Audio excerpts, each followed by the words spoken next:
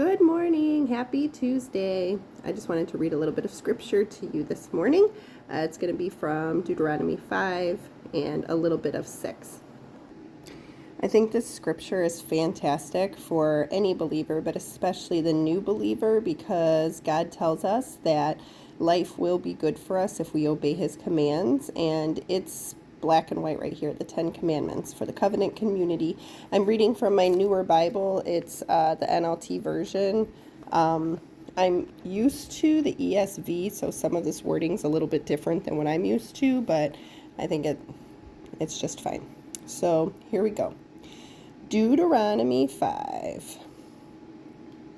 Moses called all the people of Israel together and said, "Listen carefully, Israel. Hear the decrees and regulations I am giving you today, so you may learn them and obey them. The Lord our God made a covenant with us at Mount Sinai. The Lord did not make this covenant with our ancestors, but with all of us who are alive today. At the mountain, the Lord spoke to you face to face from the heart of fire. I stood as an intermediary between you and the Lord, for you were afraid of the fire and did not want to approach the mountain. He spoke to me, and I passed his words on to you. This is what he said. I am the Lord your God who rescued you from the land of Egypt, the place of your slavery. You must not have any other gods before me. You must not make for yourself an idol of any kind or an image of anything in the heavens or on the earth or in the sea. You must not bow down to them or worship them, for I, the Lord your God, am jealous God, who will not tolerate your affection for any other gods. I lay the sins of the parents upon their children. The entire family is affected, even children in the third and fourth generations of those who reject me. But I lavish unfailing love for 1,000 generations on those who love me and obey my commands." Oh my, I need to go back and underline this.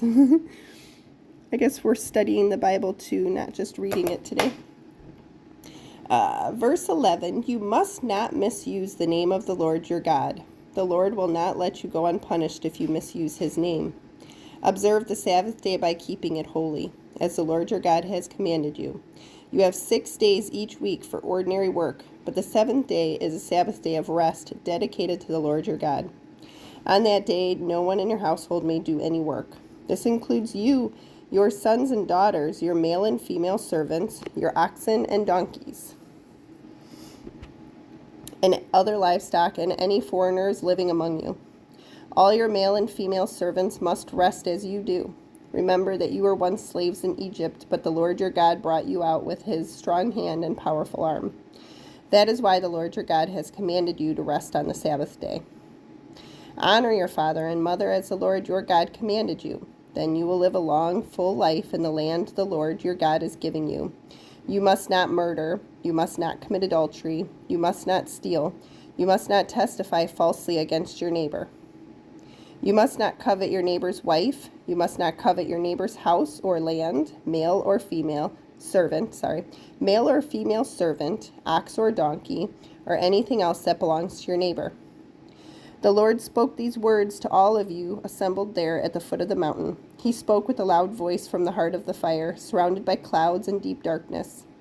This was all he said at that time, and he wrote his words on 2 stone tablets and gave them to me. But when you heard the voice from the heart of the darkness while the mountain was blazing with fire, all your tribal leaders and elders came to me. They said, "Look, the Lord our God has shown us his glory and greatness, and we have heard his voice from the heart of the fire. Today we have seen that God can speak to us humans, and yet we live. But now, why should we risk death again? If the Lord our God speaks to us again, we will certainly die and be consumed by this awesome fire. Can any living thing hear the voice of the living God from the heart of the fire as we did and yet survive? Go yourself and listen to what the Lord our God says. Then come and tell us everything he tells you, and we will listen and obey." The Lord heard the request you made to me, and he said, "I have heard what the people said to you, and they are right. Oh, that they would always have hearts like this, that they may fear me and obey all my commands. If they did, they and their descendants would prosper forever. Go and tell them, return to your tents, but you stand here with me so I can give you all my commands, decrees, and regulations.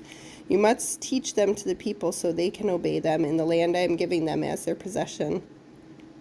So Moses told the people, "You must be careful to obey all the commands of the Lord your God, following these instructions in every detail. Stay on the path that the Lord your God has commanded you to follow. Then you will live long and prosperous lives in the land you are about to enter and occupy."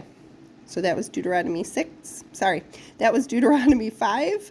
Now we're just going to read a little bit of Deuteronomy 6, and then, of course, as always, you can continue.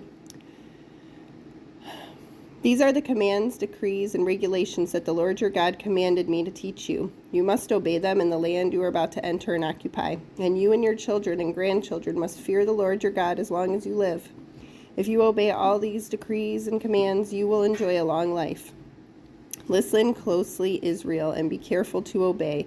Then all will go well with you, and you will have many children in the land flowing with milk and honey, just as the Lord your God of your ancestors promised you. Listen, O Israel, the Lord is our God, the Lord alone, and you must love the Lord your God with all your heart, all your soul, and all your strength. And you must commit yourselves wholeheartedly to these commands that I am giving you today. Repeat them again and again to your children. Talk about them when you are at your home and when you are on the road, when you are going to bed and when you are getting up. Tie them to your hands and wear them on your foreheads as reminders. Write them on the doorposts of your house and on your gates." Oh, yeah, you're here.